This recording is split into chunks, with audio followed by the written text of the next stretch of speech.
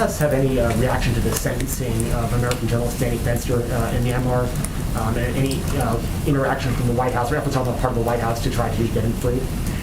I will say that obviously we are always concerned about the detention of individuals around the world, journalists, dissidents, people who are speaking freely and speaking on behalf of the media as well.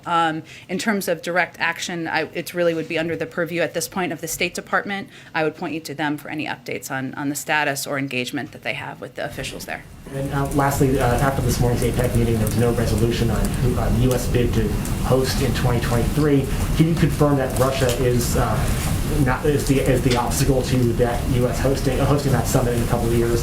And then on the topic of Russia, there have been a number of reports in the last couple of days about concerns on the U.S. government over a potential Russian invasion of Ukraine, the troop buildup over there. Has the president reached out to President Putin? What's the level of engagement right now between the White House and Moscow? Sure. Well, let me start with your first question.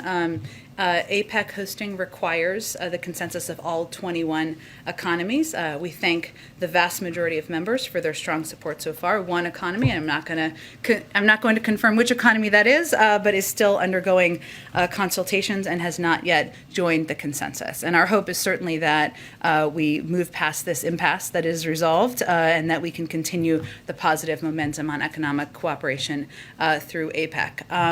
And then in terms of your second question, say it one more time, I apologize.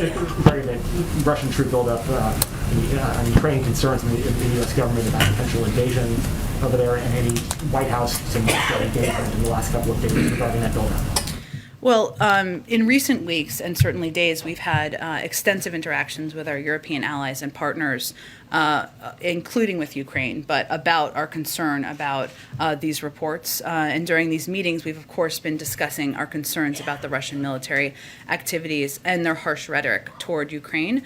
We've also held discussions with Russian officials about Ukraine and U.S.-Russian relations generally, as we've made clear in the past, and we've made clear directly to them as well. Escalatory or aggressive actions by Russia would be of great concern to the United States. We call for an immediate restoration of the July 2020 ceasefire, and we stand with our partner Ukraine and condemn Russian aggression against Ukraine in all forms. And obviously our European conversations are about shared concern about the reports of this buildup and rhetoric.